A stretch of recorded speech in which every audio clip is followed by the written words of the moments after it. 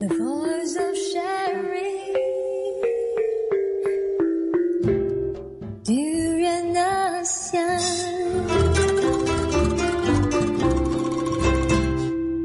Hi, very good morning. This is Durian ASEAN again.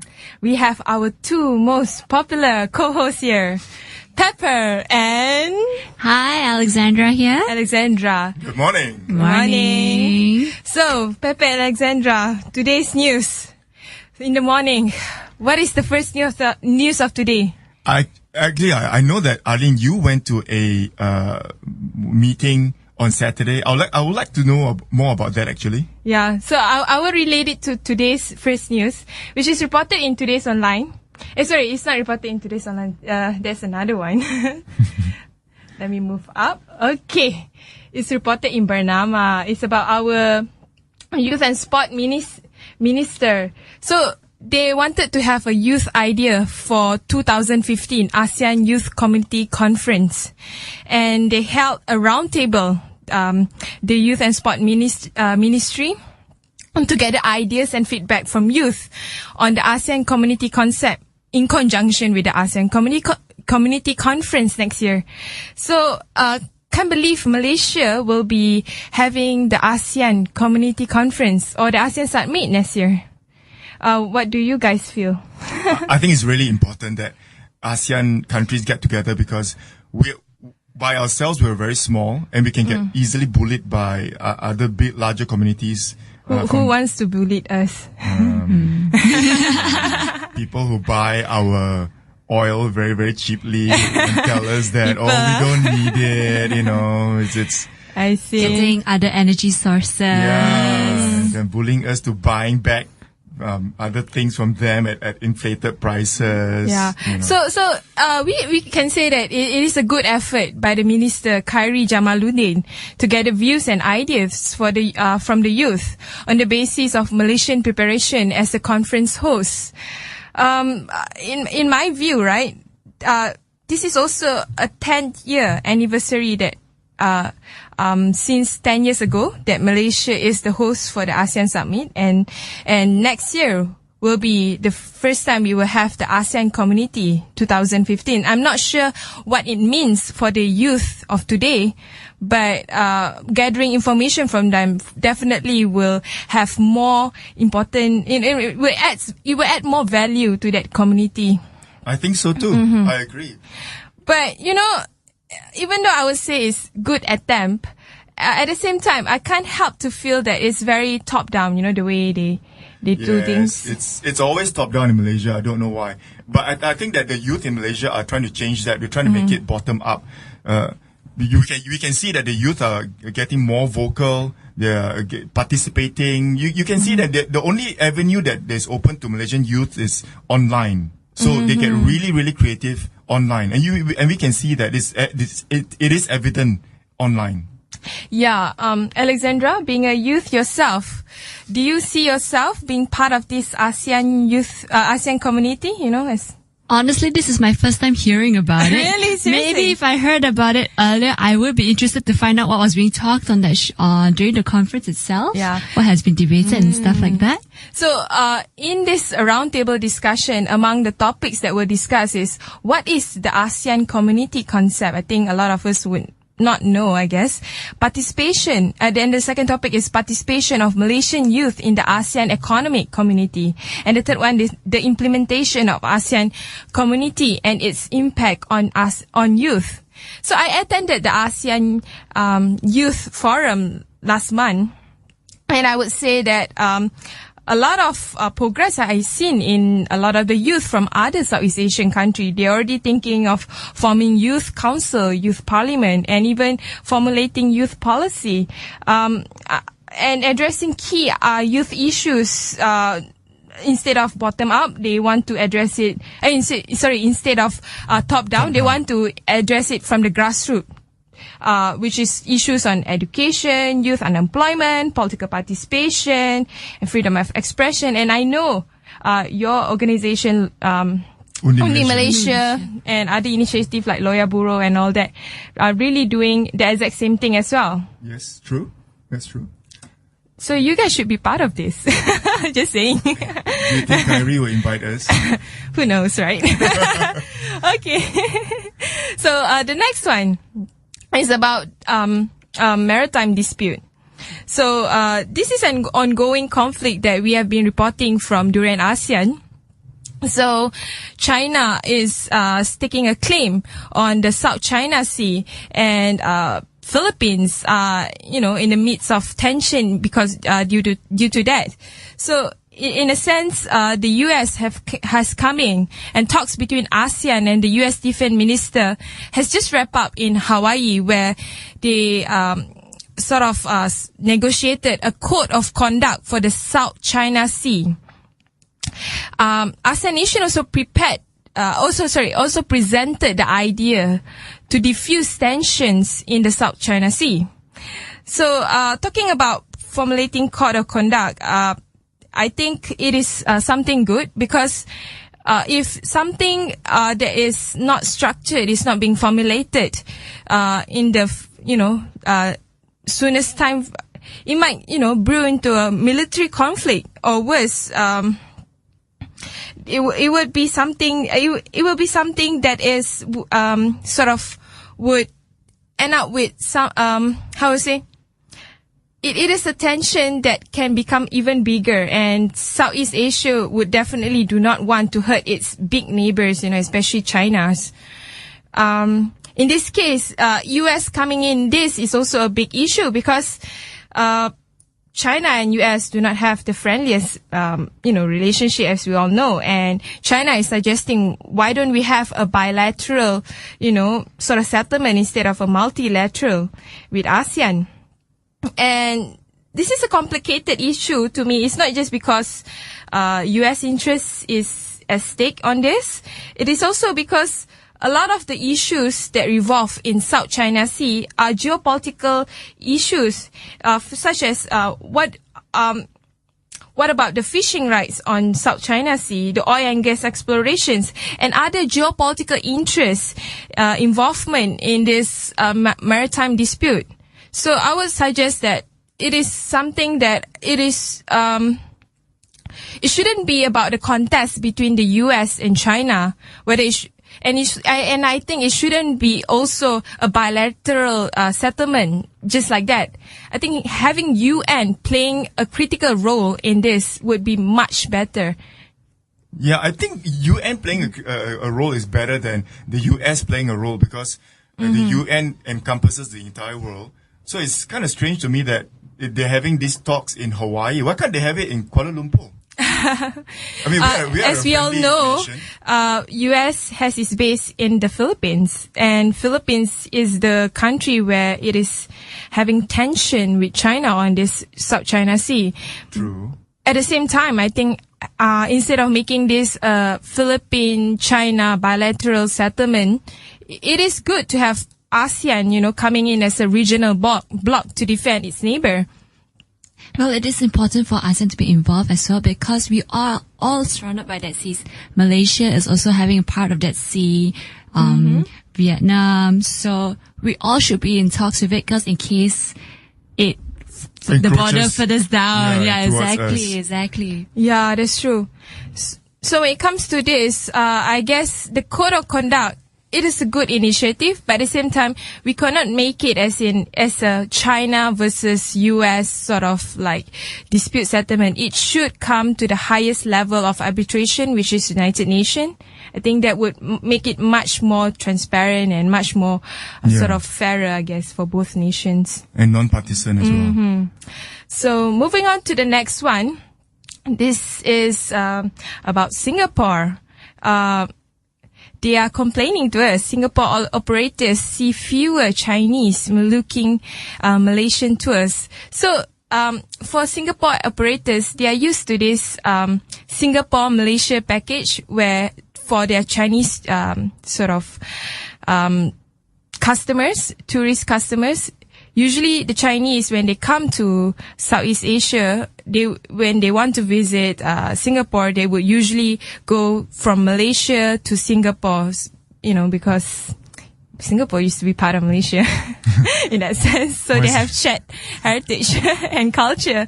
Anyway, it's not really related, but due to this MH370 incident, it seems like they also see, their revenue going down, dipping down because the Chinese from, they are not coming to Malaysia, and they say that we are not taking the package.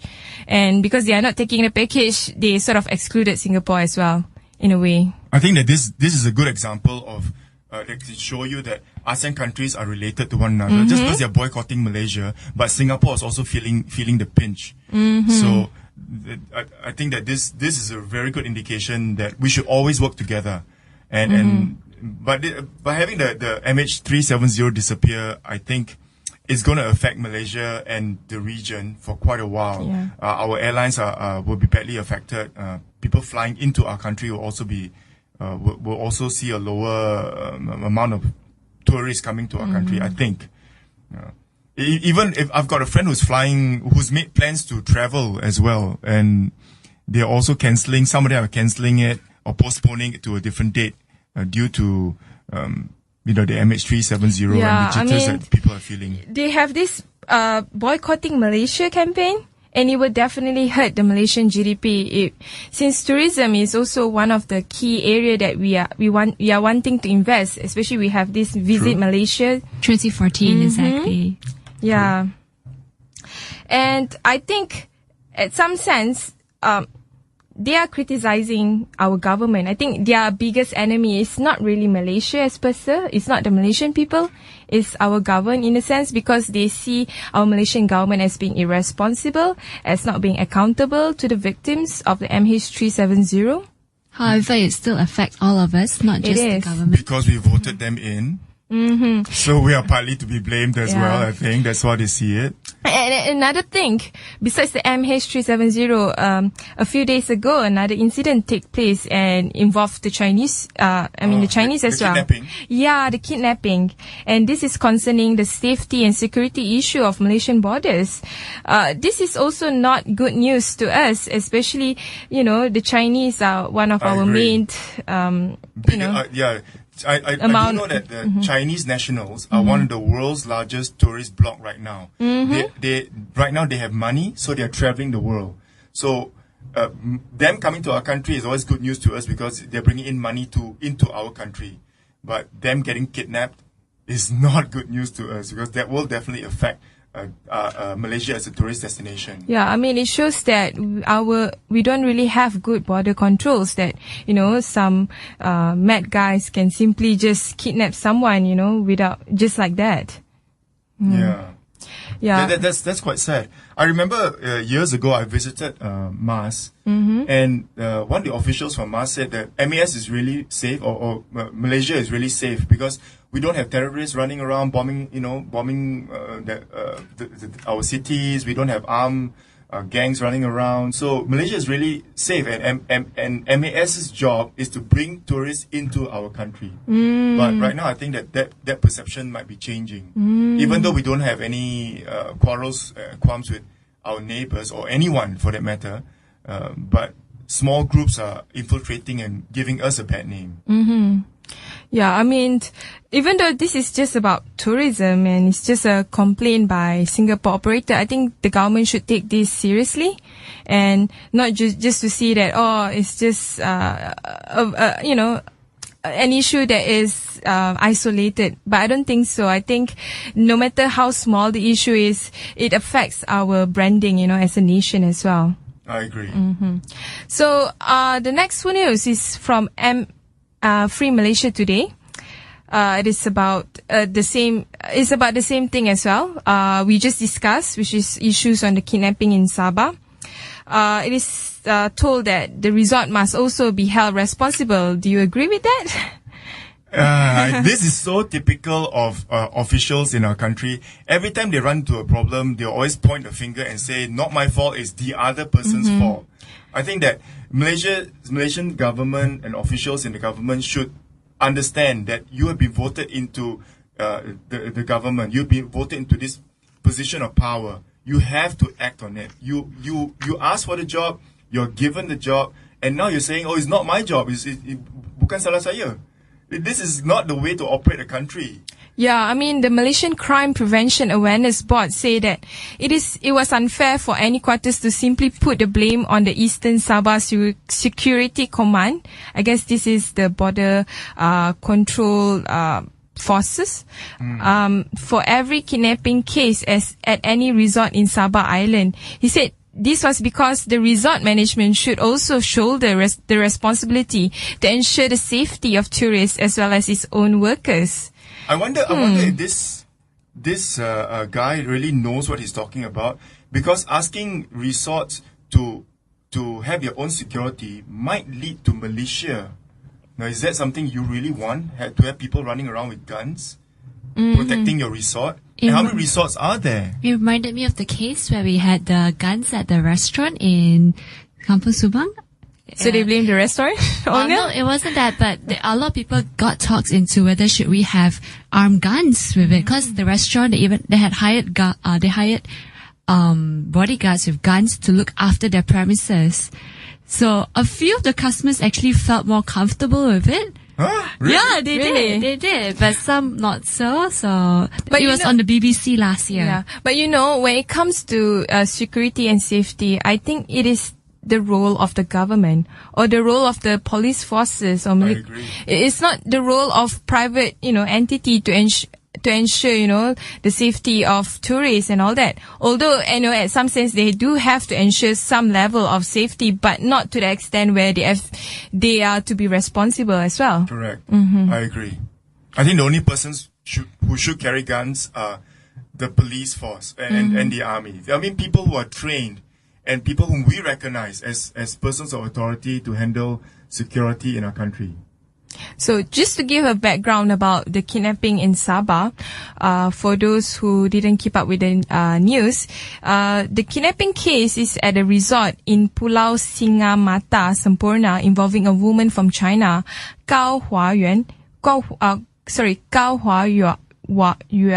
I don't know how to pronounce it, 29 years old, and also a 40-year-old worker of Singamata Adventures Reef, and resort also known as Marsi Daya One or Mimi from the Philippines, happened last Wednesday.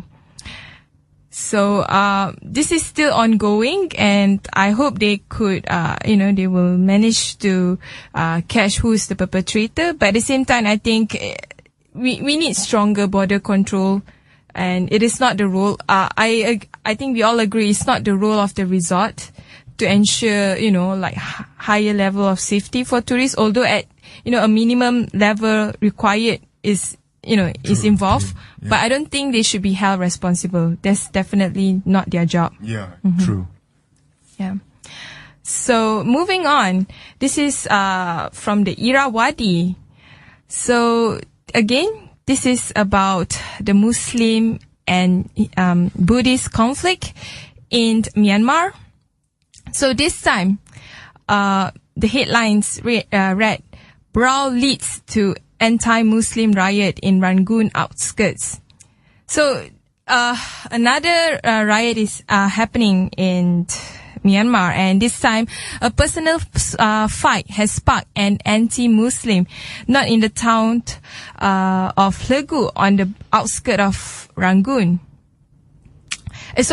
An anti-Muslim riot in the town of Legu on the outskirts of Rangoon, and a Muslim man is reported stabbing a Buddhist with a pair of scissors during an argument on Friday afternoon, last Friday, after which an angry Buddhist mob pelted Muslim-owned properties with stone.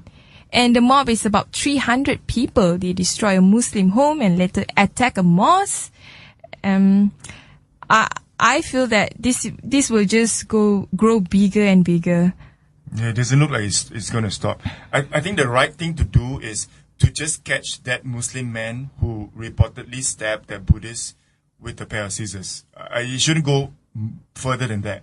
You stab someone, then that person who the victim and the guilty party should just be brought to justice. Not have mob justice, burning other person's homes and the mosque. I think that's just too much, seriously.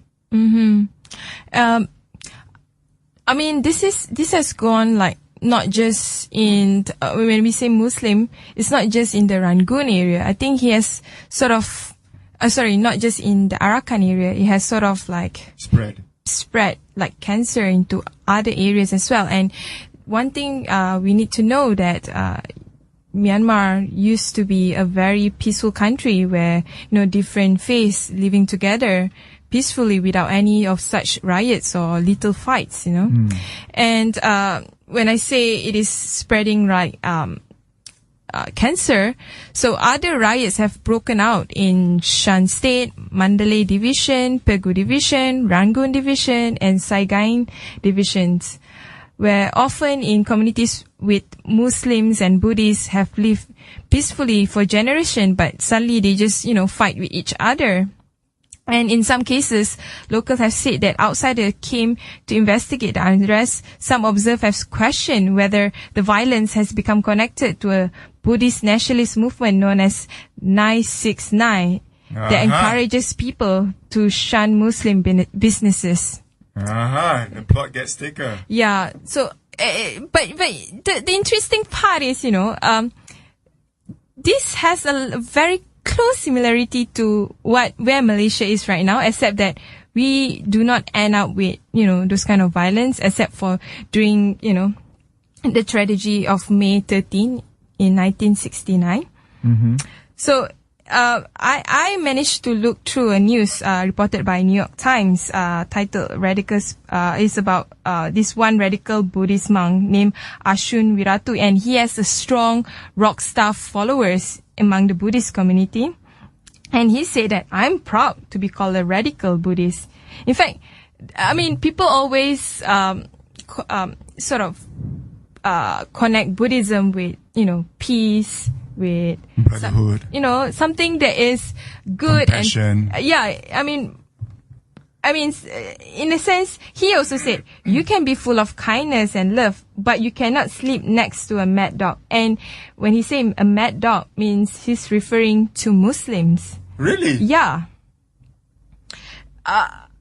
And why I say it's similar to the situation, at least in the context and the kind of socio-economic condition in Malaysia, because the creeping nationalism that is happening right now in Myanmar is similar to us, except that you can replace them with probably Perkasa Ibrahim Ali, because what these Buddhist monks, radical Buddhist monks, are saying that Buddhism is under siege by Muslim.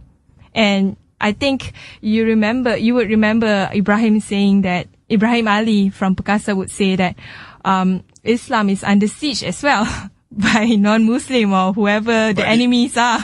That's just, yes, I remember. But Ibrahim Ali's comment is just ludicrous because Muslims are the majority in Malaysia. So how can the majority be under siege? And Buddhism is the majority religion in Myanmar. How can Buddhists be under siege as well? This, and Muslim in Myanmar is like they consist of a very small percentage. Can you imagine? They are, this extremist Buddhist monk would say that, Muslim would have more children and they would buy Buddhist owned lands. That means they are saying that, Muslim will become the tycoon of their own country and they will become like, the peasants or the oppressed. Sounds familiar, right? It rings a bell. Rings a bell, yeah. It was happening in Malaysia. And what makes it even more interesting, they were formerly being colonized by the British. And the Muslim came to Myanmar, majority of them as Indian Muslim, as part of this group of civil servants, soldier, meaning that they were not, they weren't there as farmers or, peasants. They were there as someone who already, in the business, in the middle class sort of rankings and working together with the British people. So you can see the similarity where in Malaysia, the Chinese at that point of time where they already been seen as someone who consists of the middle class society, where they were merchants, they were civil servants, they were working with the British, closely on, in a sense, they weren't the peasants, they weren't the oppressed. At least they weren't being seen as that. So, in a reverse sense, Myanmar see the Muslim as pendatang. Or Oh, that's such a horrible word to use in Malaysia right now. pendatang in Malay word means, what does it mean in English? People who The immigrants. the immigrants. The immigrants. Yeah. I mean, this is something that I think we can see a lot of similarities, and I think probably Myanmar government can learn, or Malaysian government can learn from each other on how to settle this sort of ethnic conflicts, especially conflicts that would probably lead to something bigger if it's not being solved, peacefully and hastily. So the next one is about is reported in the Philippine Star. This time is about the Bangsamoro Islamic freedom fighters. So the headline was military local exec hopeful Bangsamoro Islamic freedom fighters silence to continue. Actually, the title is about the guns of Bangsamoro Islamic freedom fighters have been silenced since February. Something that the military and local officials want to continue to forestall conflict while efforts to establish the Bangsamoro political entity are underway. So the report is actually about this, I would say, separatist groups. I guess they are quiet a bit because they are trying to establish the Bangsamoro political entity. So what you're saying is, isn't this also a repeat of history between the PLO and Arafat's Black September and the Fateh movement? Yeah. After all the fighting, they realized that actually it's better to just sit down and talk. Mm-hmm. And they did reach a peaceful settlement, I think a few weeks ago, where Malaysian government were part of the mediator. But at the same time, the BIFF, the Bangsamoro Islamic Freedom Fighters, said that the silence does not mean that they have recognized and accepted the ongoing peace initiative. So in that sense, I do not know why they are so insisting on the Bangsamoro political entity, but I've spoken to some people who are from the Bangsamoro, and they seem to feel that they are proud to be a Bangsamoro, but at the same time they are proud to be Filipinos. And I don't think this separatist group really represent the Muslim Mindanao there. Anyway, I think all separatist groups are looking for some sort of recognition, and it's just strange that you would take up arms against, as a means of getting to achieve what you want. Yeah, I mean, they already signed a comprehensive agreement on Bangsamoro, where, I think they should celebrate for this peace initiative rather than saying that we still want our own political identity. I think they can have their own identity as a Bangsamoro without, creating another fight. Yeah, yes, I like I've always said, violence is does not justify anything, And interestingly, I went to a forum last 2 days ago, and one of the Sabahan said to us, Malaysian, together in a forum on national identity, which is Bangsa Malaysia, he said that they were initiative by some of the NGO in Sabah to sort of succeed. Meaning secede themselves from Malaysia, and they already send send their sort of resolution to the United Nations, and I think this is something that all Malaysians should sort of discuss and have a dialogue about it, rather than just keep quiet and just sweep it under the floor, because the problems that is happening in Sabah, especially the socio-economic problems there, is something that is important to make us realize that we shouldn't see everything on the lens of the Peninsular Malaysia. We should see ourselves in the lens of the Federation of Malaysia, which include Sabah and Sarawak. And if one community is not happy with it, I think all Malaysians should listen to them rather than, make this news as if this is something that is highly sensitive, not to talk about.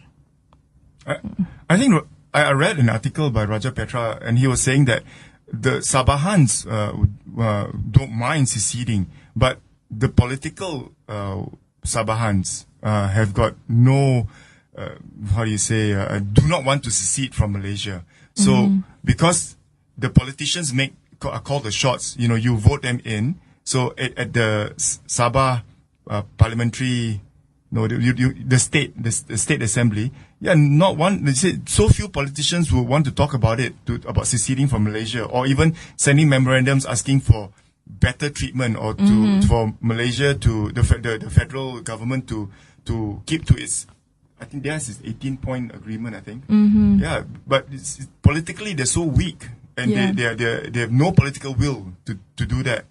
But the people are suffering in the meantime, and they've been suffering for decades. Yeah. I mean, I think the problem is not about them wanting to go out of Malaysia. I think this is their last resort. What I see is their voices are unheard. All they want is equality. They want to be treated as equally as other Malaysian citizens. I think they also felt that they are second-class citizen in a way that even though they are one of the richest state in Malaysia, they do not receive the same kind of treatment and socio-economic benefit as what we receive here in the Peninsular Malaysia. Yeah, it almost feels as though that the Peninsula is just taking them for a ride. Yeah. So anyway, going to our last news, I want to highlight this particular news because it is something that will happen in a few weeks' time. Actually, probably in another 2 weeks. So it's reported by Brunei Times. It's about the Sharia law. Yeah. So it is said that murderers convicted under the Sharia Penal Code would still face jail time, and even though they have paid the blood money, which is called diyat, and been pardoned the death penalty by the victim's family. It is quite shocking that our neighbor Brunei will be having their Sharia law taking effect on April 22nd. And this hudud law will not just cover Muslim, it will cover non-Muslim as well. And what strike me as, what makes me feel that this is something that is shocking because leading towards the new legislation, Muslim and non-Muslim alike from Brunei, they cannot question the Sharia law. They can't even post it on social media like Facebook. They have to accept it as part of, what the government there wants or the monarchy there wants. And the most I felt unjust is only applied to Bruneian citizen, but not the royal family. Oh, they have a get out of jail free card. So in that sense, under the Sharia Penal Code states that the value of the diyat is 1,000 dinar or 4,250 grams of gold of its value in local currency. So if the market price of 1 gram of gold is 80 Brunei dollar, the value of diyat is $340,000. This is the price of diyat or blood money that the guilty party need to pay, and it is according to market price. So it's like the value of your death is according to what the stocks the gold stocks would be. Isn't it ridiculous? I find that enforcing this law is actually very sad for the non-Muslims over there, and it I think also for the Muslims, right? I mean, it sets for all because it doesn't involve any public consultation. It's just that we want this and we implement this, and it's going to be on the 22nd of April. Was there no discussions on this? Not that I know of.